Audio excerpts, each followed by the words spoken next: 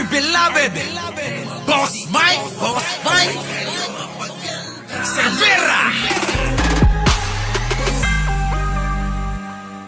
Oh, eto mga kababayan ko, ayaw na. Ng basher natin.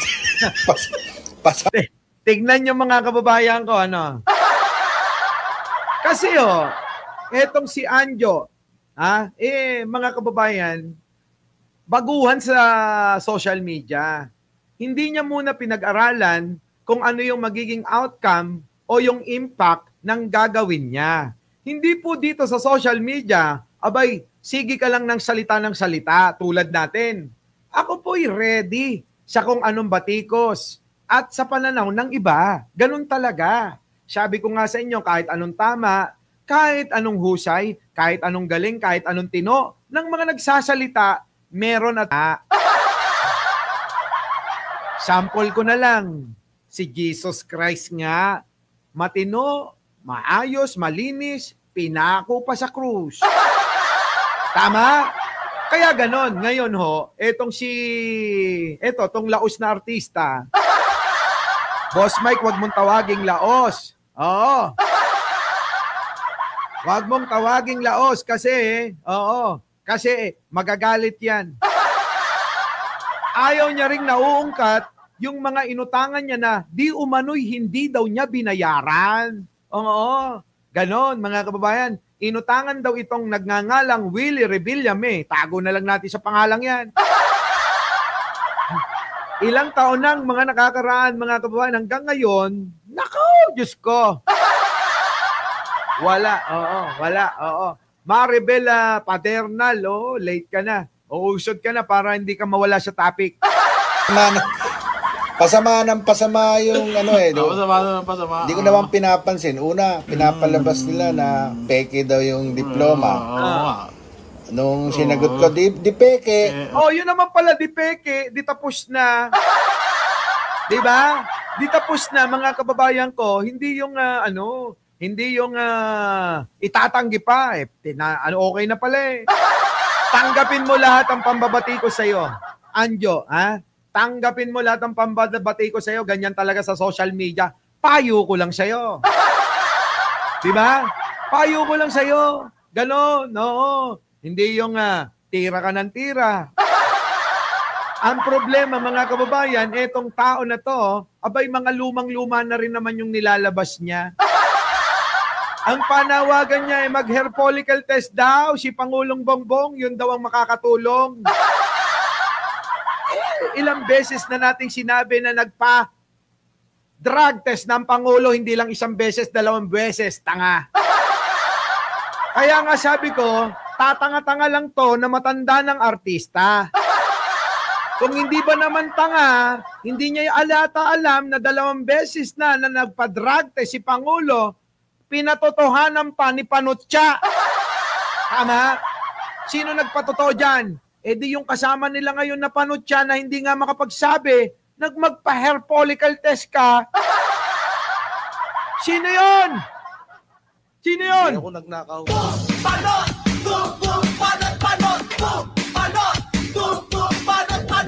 Hoy, tanungin mo si Vic Rodriguez kung ilang beses nagpa-drug test ng Pangulo.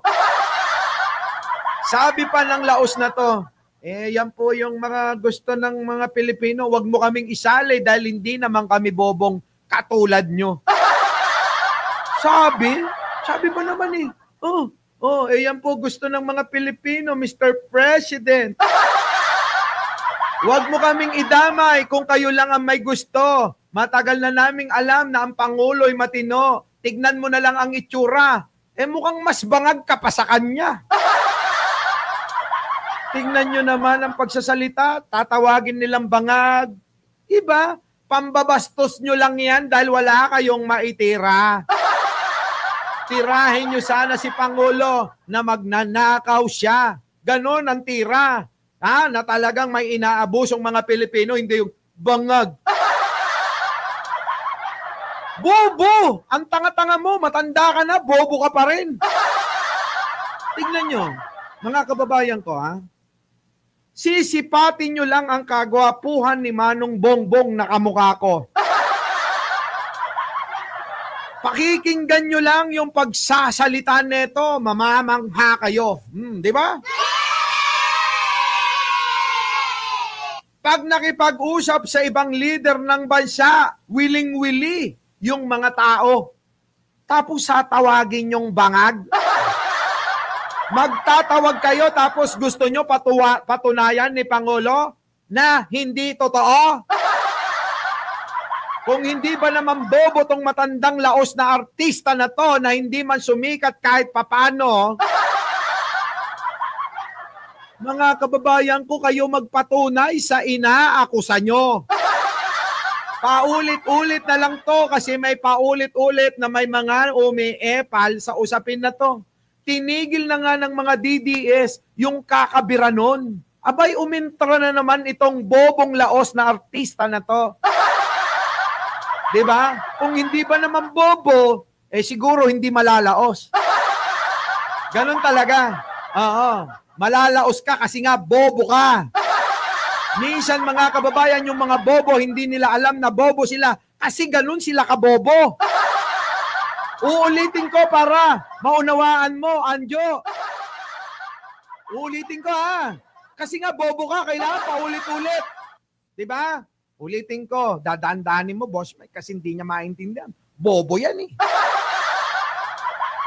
Dahil bobo ka, hindi mo alam na bobo ka. Ganun ka kabobo. Hindi mo namamalayan, hindi mo alam na bobo ka. Di ba? Kasi kung marunong ka, alam mo nang unawain ang bagay. Aakusahan mo na bangag siya.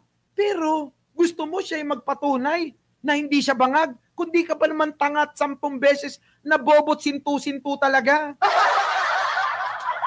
Humahango ka sa mga sinasabi ng mga DDS na kagaya mong tanga. Huwag ganon. Huwag ganon dahil bibenggahin ka rito. Diba? O ngayon, ayaw mo na. Diba? Suko ka na. Hindi uubra yung mga banat mo dito sa social media.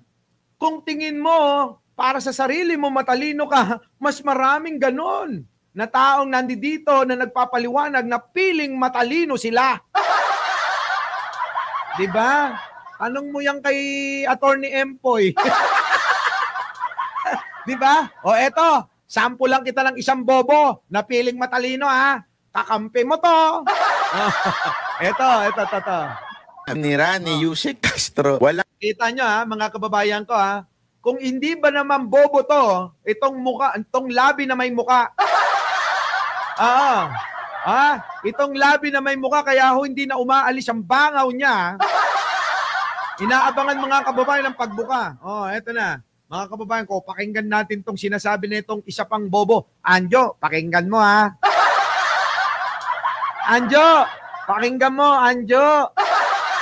Eto na. Anjo Iliana ni Rani Yusek Castro, walang kredibilidad, nangangamoy DDS. Lahat na lang DDS. Sino ka ba? Ipakita mong totoo mong kulay dahil gusto mong paupuin si BP Sara ngayon pa lang. Nangangamoy DDS ka, Anjo. Wala kang kredibilidad. Totoo naman eh. Kahit nga ako nagsasabi. Diba? Sa tingin mo? Sa tingin mo, labi? Matalino ka na dyan sa tingin mo? O Anjo, tingnan mo. Nakikita mo ba? Ganyan sila. Piling matalino pero bobo talaga. Mantakin mo? Ang issue si Soto. Hindi naman... Bobo, hindi lang si Soto. Binabanatan yan. Tanga ka talaga. Alam mo? Kung may Pinokyo na humahaba ang ilong sa kakasinungaling, ikaw naman yung labi mo kumakapal ng kumakapal. Tama, di ba? Kung meron pong mga Pinokyo, pag nagsisinungaling, humahaba yung ilong, ito, pag nagsisinungaling, lumalapad lalo ang labi niya. Kaya mga kababayan, kapag ito may hahalikan, 1 metro pa ang layo ng muka, abot na ng labi niya. Kaya lugi kayo. Kaya kailangan kung kayo ay ayaw nyo magpahalik sa tao na to, kailangan magpataan kayo. Mag-reserve kayo ng 2 pang metro para hindi umabot ang labi nito. Di ba? Oh, eto na mga kababayan ko. Issue si Marcos. Sumagot ka, Castro, kung ang issue ay yung amo mo. Ang Tanga! Damay na damay nga eh. Damay na damay nga. Ito naman si Banat Bay. Damay nga. Binabanatan niya, kita mo? Yung banat niya, magpa-hair follicle test daw.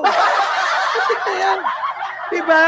Ayan yun. Eh kasi ang nakatuong ka lang, nakatuong ko lang kay Kibuloy. Yun lang yun eh. Ikaw, alam mo, sa totoo lang, nanggigigil ako sa'yo, Banat Bay. Naalala mo ba to? Naalala mo ba to? Nasaan na yun, Boss Mike? No? Kung naalala mo lang oo, nasaan na? Pakita mo. Kung naalala niya. Ewan ko kung nandito eh. Ay, wala na. Oo. Eh, mga kababayan ko, nung araw, binabanatan niya si Isko eh. Di ba? Ngayon, bigla na lang nawala. Oo. Ihimod puwet na. Tuloy. amo mo, si Marcos, hindi si Soto. Kaya nga. Bihira ka, oo. Nagtatrabaho ka na ba ngayon sa Senado? Ikaw na ba ang tagapagsinungaling ng Senado ngayon? Tingnan nyo mga kababayan malilito, no? Yan po, eto, yan, no? Dinedeklara ko na po ang sarili ko na isa po akong DDS. Kita mo, bobo ka talaga, no? O anong mali sa sinabi ni Atty. Claire na isa kang DDS? Eh, ayan o, aminado. Kay Anjo mismo galing. Yung sinabi ni Atty. Claire na DDS ka talaga. Eh, ayan o, aminado. DDS talaga. Tama ba yung sinabi ni Atty. Claire? Tama. Di ba? Tuloy. Naka-green nga ako, yo. No, naka-green daw siya. Isa na po akong DDS. Isa siya DDS, mga kababayan. Kailan pa? Tanungin natin, huy, Anjo, kailan ka pa naging DDS? Inggit ka, no? Paano ka naman maiinggit sa mga tangat bobo ng mga DDS, ano? Susuportahan ko. Tumakbo man akong senador o hindi. Naks, Diba? yun naman pala may plano. Vice President Sara Duterte. Nako. At pag tayo nanalo rin ng sa Senado, pag tayo po'y nakuha at tumakbo at manalo, ay ipaglalaban ko rin po na ibalik dito si dating Pangulong Rodrigo Duterte. Kita nyo! Tatakbo lang, mga tanga, mga bobong DDS, narinig ninyo. Siyempre, kailangan iboto nyo. Ibabalik daw niya. Sino? Si Digunyo. Putik na yan. Siyempre, iboboto. Iboboto ng mga DDS to. Yun ang kanyang plataforma eh. Anjo, alam ko naman na mahihina talaga ang ulo ng mga DDS. Alam ko. Pero sana naman, kung ikay matino talaga, wag mo nang pagsamantalahan yung kanilang kabobohan. Kasi simpleng unawain niya, makinig kayong mga DDS, Iboboto nyo to, senador. Maniniwala kayo, ipapabalikin niya si Pangulong Duterte nyo, si Digon nyo. Maniniwala kayo. Kung di ba naman kayo mga tanga, binoto nyo si Bato, si Bongo, si Robin, kung sino-sino pa. Si Marcoleta, si Panutya. Mga kababayan, binoto nyo na. Napabalik nyo ba si Digong? Vice President na si Sara Duterte. Napabalik nyo ba? Nando doon. Padalaw-dalaw lang si Sara habang nagsha-shopping. Napabalik ba? Pinagsasamantalahan ang kahinaan nyo netong laos na artista. Pinapamuka sa mga matitinong tao na mga 2,000, magta-3,000 na nanonood dito. Kasama ko na talagang sukdulan ng katangahan nyo. Yun ang ibig sabihin nito. Anjo naman eh. Huwag nga kami. Diba? Huwag nga kami. Tama. Putik na yan, tatakbo ko kapag papalarin ako. Ang magiging plataforma ko ay pabalikin si Digunyo dito sa Pilipinas. Oy! Puta! Ganun kasi kahihina mga ulo nyo, kaya gamit na gamit nila. Duterte. At lalaban ko rin po na ibalik dito si dating Pangulong Rodrigo Duterte. At kung pwede, house arrest na lang siya sa Sabi ko sa inyo mga kababayan ko, iboto nyo to po. Mga DDS kayo, iboto nyo to ha. Iboto nyo pag hindi nyo binoto to ha. Banat Bay, ano ba sabi ni Atty. Claire? Ito, mga kababayan yung sinasabi. Panay ang ngiwi po. Ayan Hindi ba tinitira? Hoy, Banat Bay, narinig mo ba to? Ano sabi? Sabi kasi ni Banat Bay, mga kababayan, ito. Sinasaw Anjo Iliana, nira ni Yusek Castro. Walang kredibilidad, nangangamoy DDS. Lahat na lang DDS. Sino ka ba? Ipakita mong totoo mong kulay dahil gusto mong paupuin si BP Sara ngayon pa lang. Nangangamoy DDS ka, Anjo. Wala kang kredibilidad. Mantakin mo, ha? Ang issue si Soto. Hindi naman issue si Marcos. Kita nyo, bobo talaga si Banat Bay, di ba? Bobo ka, Banat Bay. Tatanga-tanga ka. Tatanga-tanga kayo, pare-parehas eh. Ayan maliwanag, hindi daw issue. Si Pangulong Bongbong. Ano sabi rito? Basa. Sabi, panay ang iwi po ng bibig nyo, Mr. President. Kumbinsido ang taong bayan na kayo ay gumagamit. Kita nyo! Kung hindi ba naman mga bobo tanga pag ngumuwi, adik na agad?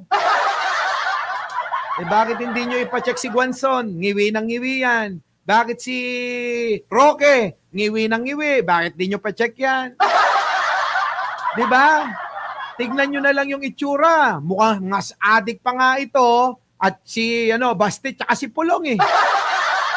Ipacheck mo muna. Anjo, ipacheck mo muna si Kitty, si Pulong, si Basti. Pati na rin si Sara. Ngayon, sumagot ang Pangulo na tinutulig siya ni Banat Bay. Sumagot si Atty. Claire na tinutulig siya ni Banat Bay. Who are you? Yan din ang tanong ko, Atty. Claire. Sino ba ito? Siya po yung laos na artista na hindi nagbabayad ng utang daw. Yan Anong kredibilidad ng estapador kung totoo yung paratang? Sabi yan ni Tita Crispin, Tita Permin, Christy Permin.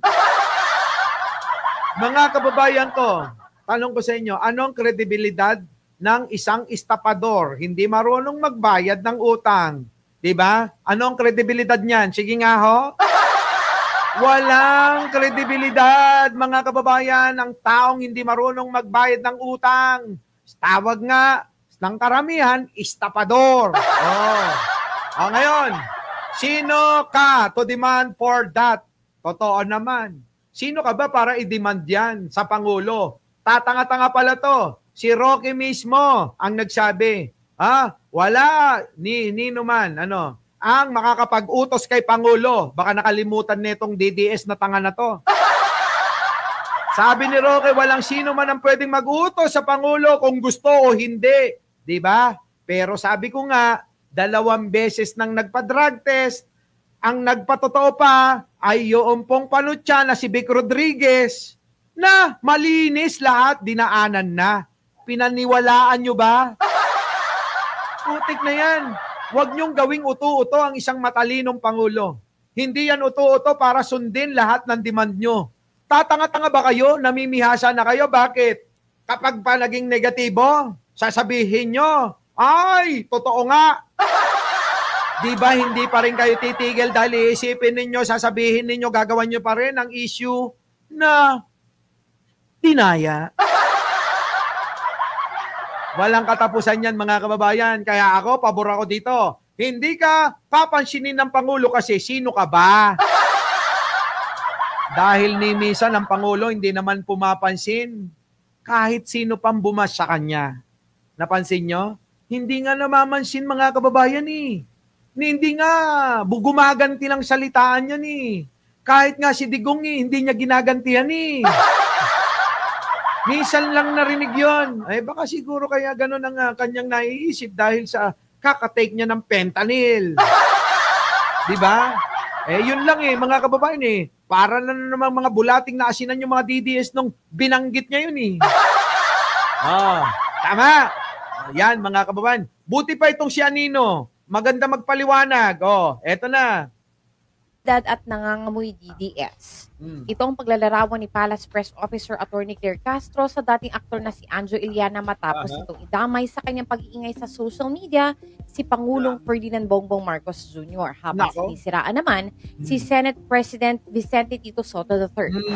Ayon kay Castro, walang anumang napatunayan si Iliana kaya walang dahilan para patulan siya ng Pangulo sa hirit ito na magpa-hair follicle test. Ang sakit nun, wala ka palang napatunayan, Anjo. Wala kang napatunayan. Oo. Ano bang napatunayan mo sa buhay mo bukod sa laos ka ng artista? Bukod sa hindi ka marunong magbayad ng utang? Bukod sa matanda ka na ngayon?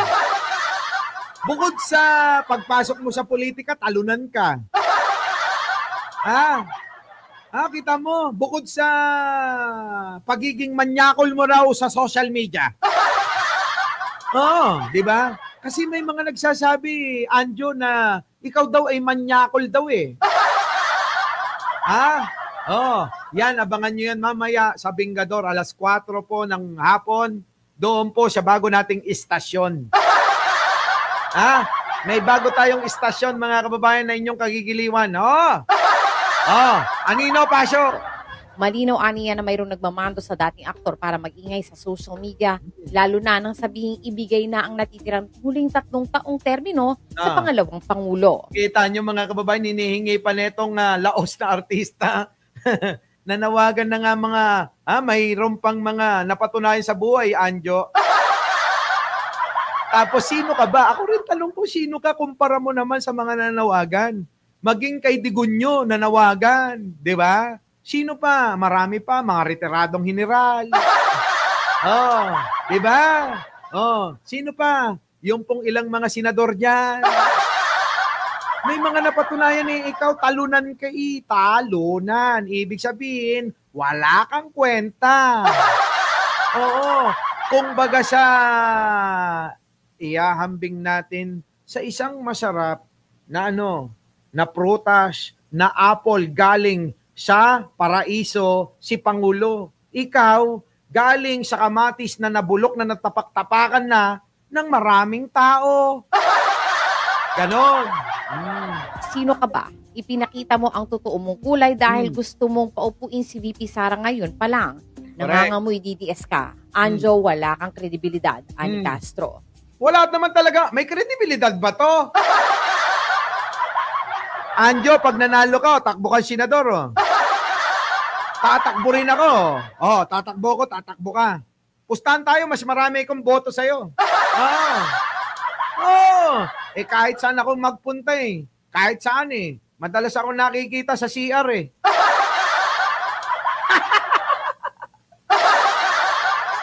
Uy, kayo naman, pwede ba magkita naman tayo sa ibang lugar? Wag lang puro CR lang. Sinabi ni Castro na ang pag-ingay ni Iliana ay bahagi ng plano ng kabilang kampo na naapektuhan na sa mga ginagawang investigasyon ng gobyerno sa katiwalian. Correct. Kapag aniya na wala ang Pangulo sa pwesto ay hindi na matutuloy ang pag-iimbestiga sa mga mambabatas na iniimbestigan sa katiwalian at makakaligtas na sa pag-uusig at pagkakakulong. Correct! Mga kababayan, ligtas lahat yan. Pag nawala si Manong Bongbong, ligtas lahat yung mga senador, congressman, di ba? At mga mga may kinalaman, lalong-lalo na yung mga taga DPWH, ligtas yan, lalong-lalo na itong di umano'y nagbayad daw ng bilyon kanino kay Panutya.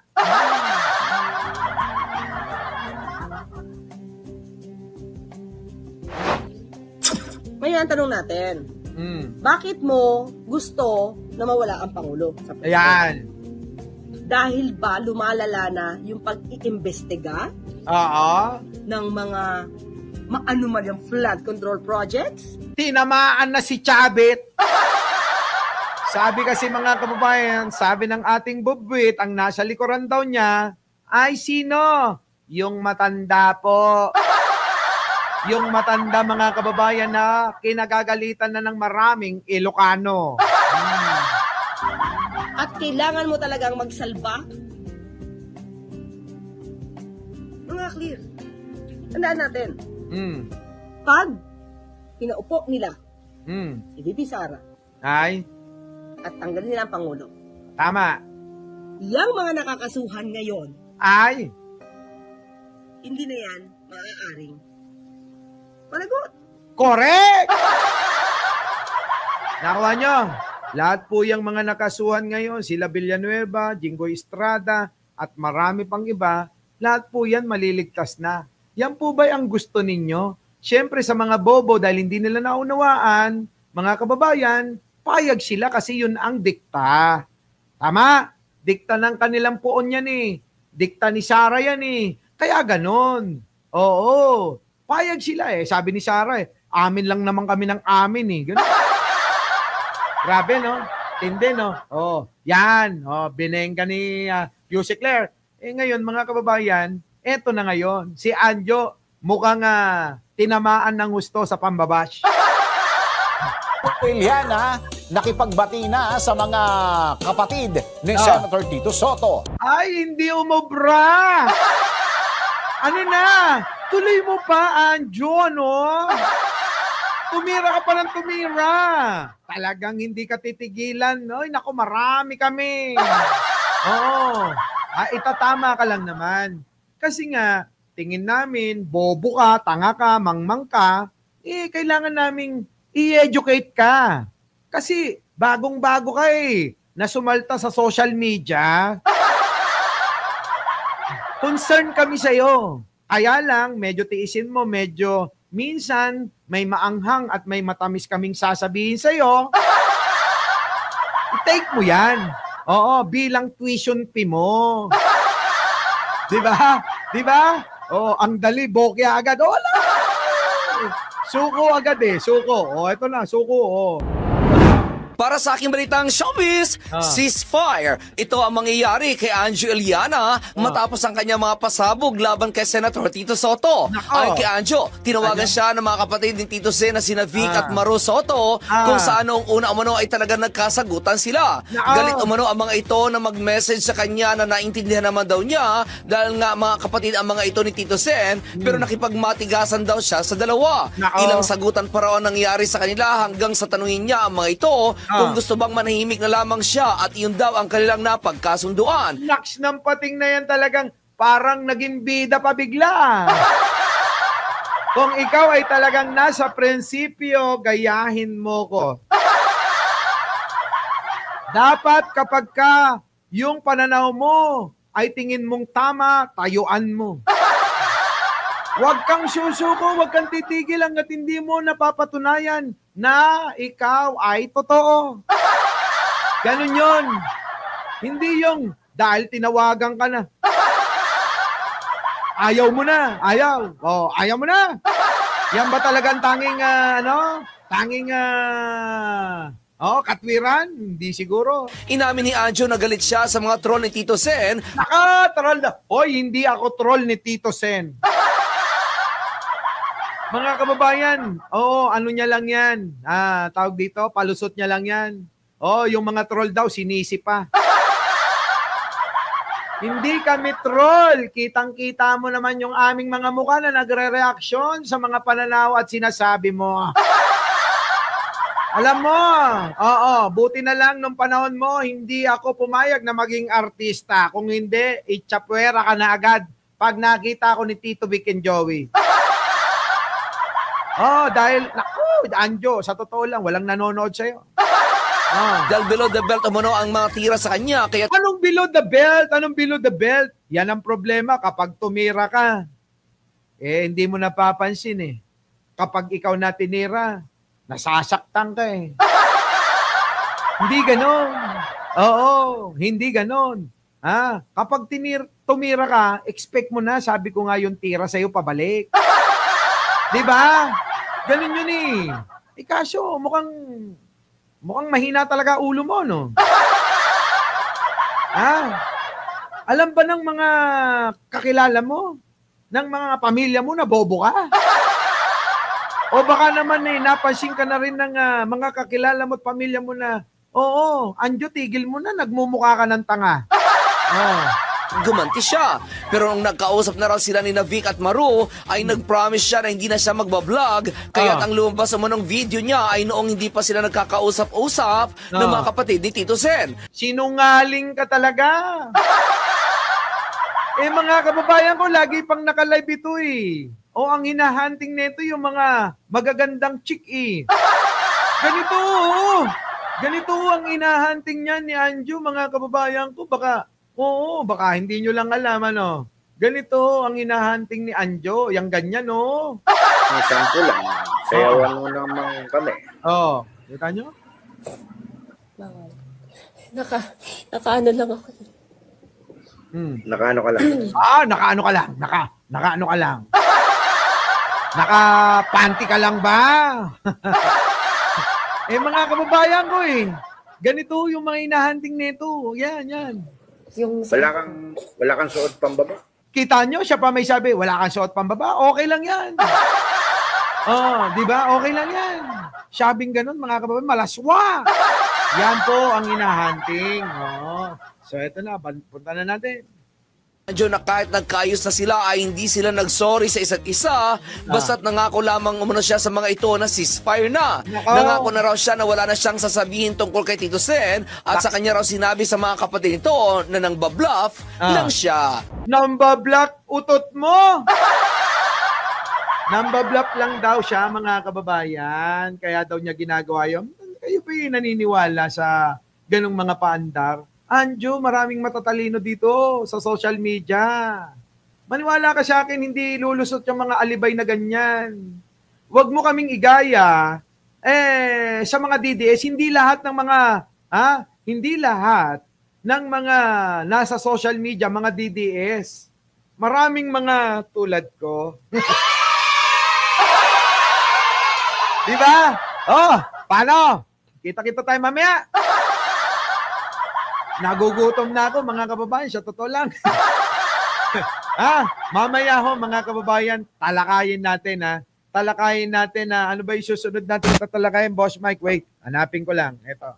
Ano yung tatalakayin natin, Boss Mike? Wait, ito. Ito. Check ko lang. Yon. Yung peace rally na panawagan ng, peace rally. Ba talaga? Tanong lang naman, sa mga kapatid, wala si Leonora Brown Sa mga kaibigan natin sa iglesia, peace rally lang ba talaga ang nais ng kapatiran ng iglesia? Ang tanong dyan, mga kababayan ko, bakit kailangan abutin pa ng 3 araw? Tama? Kung pwede bang maghapon lang dasal? Diba? Kung ang panawagan magdasal tayo, pwede naman tayong sumama dyan. Magdasal sa kanya-kanya nating silid ng taimtim na sana itong mga kurakot ay tangayin na ng baha. Diba? Peace rally. Ng 1 oras. Hindi nga, 3 araw daw nilang gagawin. So yan ang ating tatalakayin mamaya at marami pang iba. So ano pa, mga hinihintay nyo, mga kababayan, bago tayo maghiwa-hiwalay, huwag niyong kalimutan na mag-like, mag-share, at mag-subscribe. Our beloved Boss Mike Severa.